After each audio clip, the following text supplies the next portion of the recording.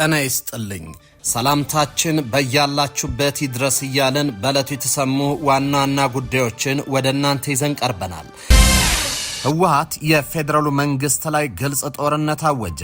የትግራይ ህዝብ በረሃብ አለንጋ የተቆላ ረሃቡን ወደ ጎን በማለት ከባድ መሳሪያዎችን ከቀበረበት ሲያወጣ እንደነበር መረጃዎች ወጥተዋል። ዛሬ በወጣው መግለጫ ደግሞ ለብልጽግና የሚሰጠው ትዕግስት አብቅቷል ሲል ቃታ መዟል። በዝርዝር ይዘነዋል። ጽምዶ የህልውና አደጋ ደቅኗል ሲሉ ጀነራሉ ተናገሩ። የቀድሞ የኢትዮጵያ መከላከያ ሰራዊት ኢታማዦር ሹም ጀነራል ሳሞራ የኑስ የህወሓትና ሻዕቢያ ጥምረት በትግራይ ህዝብ ላይ የህልውና አደጋ ደቅኗል ሲሉ ተናግረዋል። ጀነራሉ በትናንትናው ዕለት በአዲስ አበባ አንድ ጥብቅ ስብሰባ ማድረጋቸው ተሰምቷል። ታዳምጡታላችሁ። ኢሳያስ የሚመራት ኤርትራ ዳግም ወደ ማዕቀብና የአሸባሪነት ፍረጃ ውስጥ ልትገባ እንደምትችል ተሰማ። የአፍሪካ ቀንድ ጂኦፖለቲካ በከፍተኛ ደረጃ እየተቀየረ ባለበት በዚህ ወቅት ለአስመራው መንግስት መጪውን ጊዜ እጅግ የጨለመና አሳሳቢ የሆነ መምጣቱን የሚያሳዩ ግልጽ መረጃዎች እየወጡ እንደሚገኙ የተለያዩ ዓለም አቀፍ መገናኛ ብዙሃን እየዘገቡ ነው። እነዚህ መረጃዎችን በመጥቀስ ኢትዮጵያ ፖለቲከኞች ሰክነው የፖለቲካውን አካሄድ ሊመረምሩ እንደሚገባ አስጠንቅቀዋል። ትሰሙታላችሁ። በአዲስ አበባ በርካታ ባለስልጣናት ላይ እርምጃ ተወሰደ። የከተማው አመራሮች ላይ ያነጣጠረው እርምጃ ይቀጥላልም ተብሏል። በዘገባችን ይዘነዋል። ጀነራሉ በዋና ከተማዋ ተገደሉ። የሩሲያው የስለላ ቢሮ ኬጂቢ ግድያውን እየመረመረ መሆኑ ታውቋል። የዩክሬኑ ፕሬዝዳንት በበኩላቸው በአንድ ሳምንት ውስጥ 1300 ድሮኖች አጥቅተውናል ብለዋል። የተወደዳችሁ የቻናላችን ቤተሰቦች እነዚህንና ሌሎች መረጃዎችን አጠናቅረናል። አሁን በዝርዝር ወደምንመለከተው መረጃዎች እናመራለን። ኢሳያስ የሚመራት ኤርትራ ዳግም ወደ ማዕቀብና የአሸባሪነት ፍረጃ ውስጥ ልትገባ እንደምትችል ተሰማ። የአፍሪካ ቀንድ ጂኦፖለቲካ በከፍተኛ ደረጃ እየተቀየረ ባለበት በዚህ ወቅት ለአስመራው መንግስት መጪው ጊዜ እጅግ የጨለመና አሳሳቢ የሆነ መምጣቱን የሚያሳዩ ግልጽ መረጃዎች እየወጡ እንደሚገኙ የተለያዩ ዓለም አቀፍ መገናኛ ብዙሃን እየዘገቡ ነው። እነዚህ መረጃዎችን በመጥቀስ ኢትዮጵያ ፖለቲከኞች ሰክነው የፖለቲካውን አካሄድ ሊመረምሩ እንደሚገባም አስጠንቅቋል። ኢሳያስ የሚመራት ኤርትራ ዳግም ወደ ማዕቀብና የአሸባሪነት ፍረጃ ውስጥ ልትገባ እንደምትችል ተቀማጭነታቸው በአውሮፓ የሆነ ዲፕሎማቶችን ጠቅሶ አዲስ ሪፖርተር ዘግቧል። በቀጠናው ኢሳያስን እየገፉ ያሉ ምልክቶች ተበራክተዋል። ከሻዕቢያ ጋር አብረው የሚሰሩ ወገኖች እጣ ፈንታ ያሳስበኛል ሲሉ ስጋታቸውን ለአዲስ ሪፖርተር የገለጹ አሁን ላይ የሚታዩ በርካታ ምልክቶች በጥንቃቄ ሊመረመሩ እንደሚገባም መክሯል። የአፍሪካ ቀንድ ጂኦፖለቲካ በከፍተኛ ደረጃ እየተቀየረ ባለበት በዚህ ወቅት ለአስመራው መንግስት መጪው ጊዜ እጅግ የጨለመና አሳሳቢ የሆነ መምጣቱን የሚያሳዩ ግልጽ መረጃዎች እየወጡ እንደሚገኙ የተለያዩ ዓለም አቀፍ መገናኛ ብዙሃን እየዘገቡ ናቸው። እነዚህም መረጃዎች በመጥቀስ ኢትዮጵያን ፖለቲከኞች ሰክነው የፖለቲካውን አካሄድ ሊመረምሩ እንደሚገባም ይመክራሉ። አንድ ከፍተኛ ዲፕሎማት ይህንን ያሉት አውሮፓ በአፍሪካ ቀንድ ትርምስ እንዲኖር ከቶውንም የምትፈቅድበት መሰረታዊ ምክንያትን ሲያስረዱ እኛ አሉ ዲፕሎማቱ እኛ እገሌ ከገሌ ሳንባባል ጥቅል አውሮፓ በቀይ ባህርና በመላው የምስራቅ አፍሪካ ትርምስ እንዲፈጠር አንፈቅድም። ትርምስ ከተፈጠረ በስደተኞች ማዕበል የምንመታውና በቀይ ባህር የንግድ መስመር መስተጓጎል መከራ ተቀባዮች ነን። ስለዚህ በየትኛውም ምድራዊ ሂሳብ የቀጠናውን ሰላም የሚረብሹ ጉዳዮች ጋር ህብረት የለንም ብሏል። የኤርትራ መንግስትን አስመልክቶ ወቅታዊ ሪፖርቶች በሚቀርቡባቸው ከፍተኛ ስብሰባዎች ላይ መገኘታቸውን ያመላከቱት ዲፕሎማቱ አምባገነን ያሉት የፕሬዝዳንት ኢሳያስ መንግስት ቀደም ሲል ወደ ነበረበት ማዕቀብ ከዚያም ሲያልፍም አሸባሪነት ሊፈረጅ የሚችልበት አግባብ ስለመድረሱም ጠቁመዋል። ኢትዮጵያ ይህን አስመልክቶ ምን እየሰራች እንደሆነና ይህን አዲስ ውሳኔ የሄደችበትን ርቀት አስመልክቶ የሚያውቁ ጉዳይ እንዳለ ተጠይቀው ኢትዮጵያ አርፋ ትቀመጣለች ብዬ አላስብም። ከዓለም ታላላቅ አገራት ጋር ባላት ግንኙነት ተጠቅማ የኢሳያስን መንግስት አጣብቂኝ ውስጥ ለመክተት የምትቦዝን አይመስለኝም ሲሉ ዲፕሎማቱ አመልክተዋል። አሁን ግን ጉዳዩ የአውሮፓ ህልውና ጉዳይ ነው ያሉት እኚህ ዲፕሎማት ለአንድ አምባገነን ብሎ 130 ሚሊዮን ህዝብ እንዲበተን የሚፈቅድ እብድ መሪና ፖለቲከኛ አውሮፓ ውስጥ የለም፣ ጉዳዩ ብሔራዊ ጥቅም ነው ያሉት ዲፕሎማቱ ኢሳያስ አፈወርቂን ሽሽት የተሰደዱ የኤርትራ ዜጎች በመላው ዓለም በተለይ አውሮፓን ከፍተኛ ዋጋ እያስከፈሉ ነው፣ እዚህ ላይ ሌላ ተጨማሪ ኪሳራ ይፈቅድም ብለዋል። አክለውም ሰሞኑን በኢሳያስ ደጋፊ ስደተኛ ኤርትራ ያለ የተጀመረው ጠንከር ያለ ቁጥጥርና እገዳ ከዚሁ የመነጨ እንደሆነም አመላክቷል። የፕሬዝዳንት ኢሳያስ ለዓመታት በቀጠናው የነበረው ግጭትና ሴራ የመጥመቅ ፖለቲካ አሁን ላይ በሀያላን ሀገራት በጎረቤት ሀገራት የተቀናጀ ዲፕሎማሲያዊ እንቅስቃሴ ምክንያት ወደ መጨረሻው ምዕራፍ እየተቃረበም ይመስላል የሚሉት ደግሞ በዛው በኖርዌይ የሚኖሩ አስተማሪ ናቸው። ምህሩ እንደሚሉት በተለይም ለረጅም ጊዜ በኢትዮጵያ ላይ ጫና ለመፍጠር እንደ ስትራቴጂ አጋር ሲጠቀሙባቸው የነበሩ ሀገራት ፊታቸውን ወደ አዲስ አበባ ማዞራቸው ለፕሬዝዳንት ኢሳያስ የመጀመሪያ ሽንፈት ደወል ነው ብሏል። የግብጽ ፕሬዝዳንት አብዱል ፈታህ አልሲሲ የአባይ ወንዝ ጉዳይን በንግግር ለመፍታት ያላቸው ዝግጁነትና የሶማሊያው ፕሬዝዳንት ሐሰን ሼክ በቅርቡ በአዲስ አበባ ያደረጉ ጉብኝት አስመራ በቀጠናው የነበራትን ግጭት መሰረት ያደረገ ከፋፍለ ግዛ ሚና ክፉኛ እንዳዳከመው እኚሁ ለጊዜው ስማቸው እንዳይጠቀስ የጠየቁት መምህር አመላክተዋል። ህወሓት የፌደራሉ መንግስት ላይ ግልጽ ጦርነት አወጀ። የትግራይ ህዝብ በረሃብ አለንጋ እየተቆላ ረሃቡን ወደ ጎን በማለት ከባድ መሳሪያዎችን ከቀበረበት ሲያወጣ እንደነበር መረጃዎች ወጥተዋል። ዛሬ በወጣው መግለጫ ደግሞ ለብልጽግና የምሰጠው ትዕግስት አብቅቷል ሲል ቃታ መዟል። ህወሓት የህፃስ ተፈናቃዮችን የረሃብ ጉዳት አስታኮ ሳምንታዊ መልእክት በሚል ባወጣው መግለጫ ትዕግስት ያልቋል ብሏል። እንደተለመደው የፌደራል መንግስቱን የወነጀለው ህወሓት በተደጋጋሚ ያቀረበው ጥሪ ምላሽ አለማግኘቱንም ገልጿል። ወዲህ ደግሞ በጌታቸው ረዳ የሚመራው ስምረት ፓርቲ በጉዳዩ ላይ ባወጣው መግለጫ ለተፈናቃዮች ለረሃብ መጋለጥ ህወሓትን ተጠያቂ አድርጓል። ስምረት ፓርቲ በመግለጫው የትግራይ ህዝብን በተሳሳተ መንገድ በመንቀሳቀስ ለዚህ ያበቃ ህወሓትና ተባባሪዎቹ ነው ብሏል።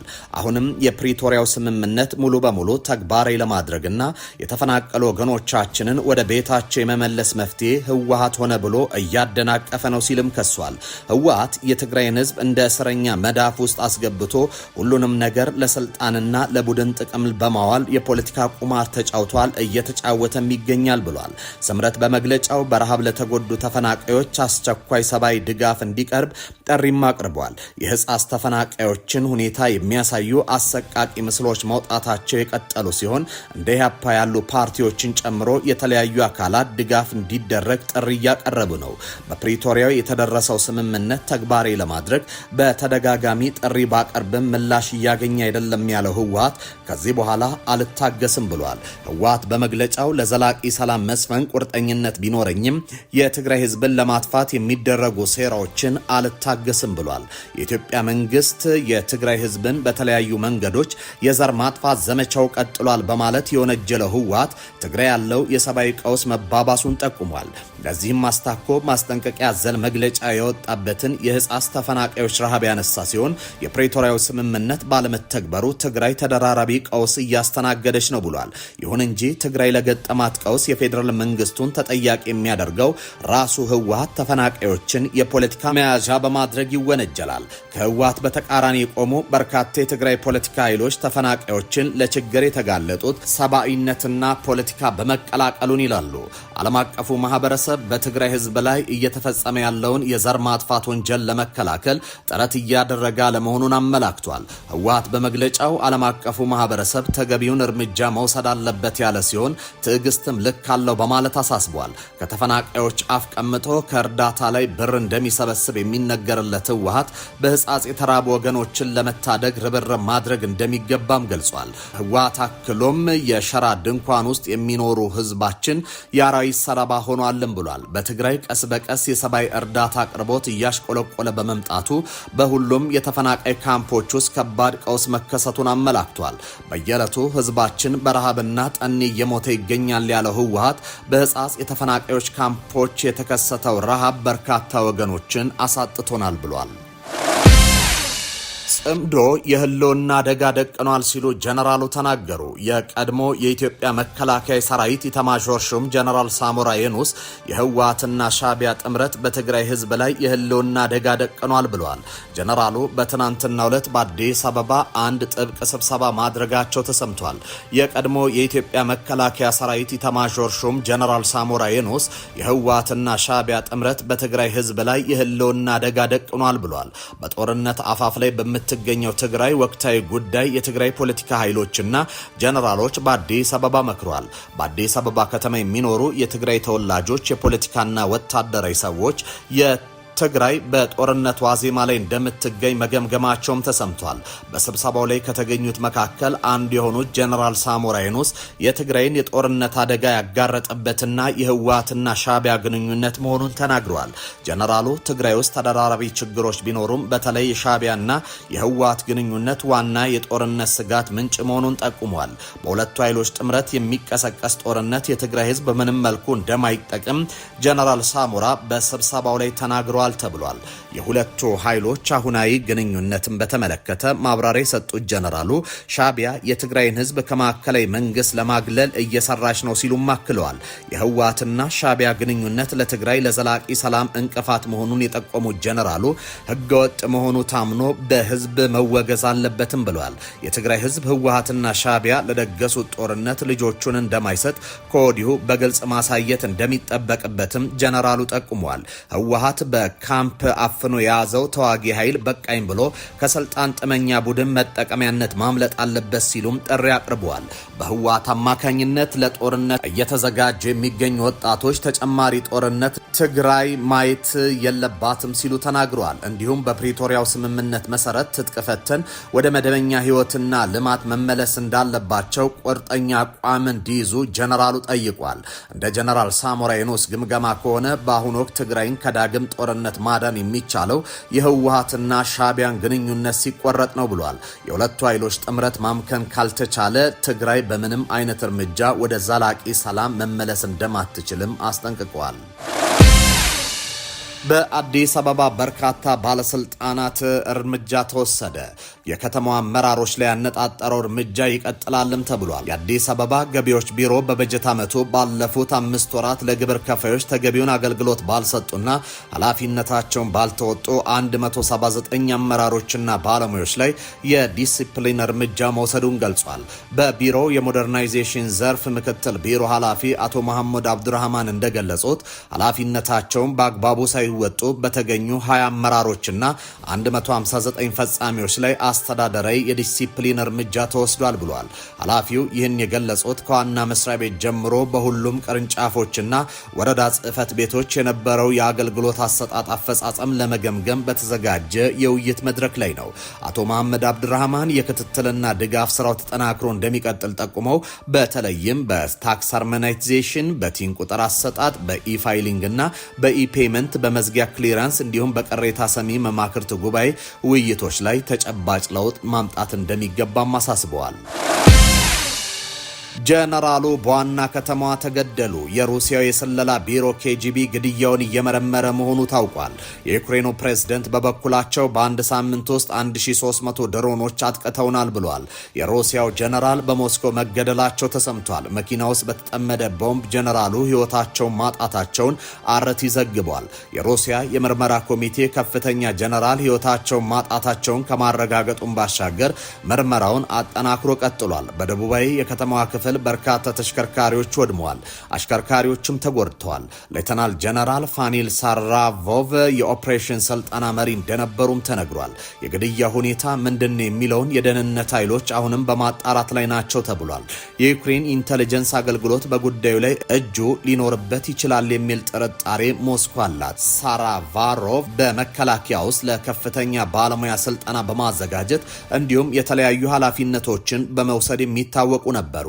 ይህ በእንዲህ እንዳለ በአንድ ሳምንት ሩሲያ በ1300 ድሮን በ1200 ቦምብና በ9 ሚሳኤል ድብደባ ፈጽማብናለች ሲሉ ዘለንስኪ ገልጸዋል። የዩክሬኑ ፕሬዝደንት ዘለንስኪ በቴሌግራም ገጻቸው ላይ ባሰፈሩት መልእክት ሩሲያ በዚህ ሳምንት ብቻ በ1300 ድሮን በ1200 ቦምብና በ9 ሚሳኤል ድብደባ መፈጸሟን ጠቅሰው ይህም በተለያዩ የዩክሬን ክፍሎች መከናወኑን አስታውቀዋል። በተለይ ግን ከፍተኛ ጉዳት የደረሰው በደቡባዊ ክፍል በኦዴሳ ወደብ ላይ መሆኑን ተናግረው በተጎዱት ቦታዎች መደበኛ ሕይወት እንዲመለስ እየሰሩ መሆኑን አስረድቷል። ዘለንስኪ ጨምረውም የዩክሬንና የአሜሪካ ተደራዳሪዎች ይህንን ጦርነት እንዴት ማስቆም እንደሚቻልና ሰላም በሚመለስበት መንገድ ላይ መስራታቸውን ቀጥሏል። በሩሲያ ላይ የተጣለው ማዕቀብ በሚገባው መልኩ እየሰራ መሆኑን ተረድተናል። ወራሪው ኃይል ጦርነት ምንም ጥቅም እንደማያስገኝ በመረዳት ወደ መጣበት መመለስ ይኖርበታል ብለዋል።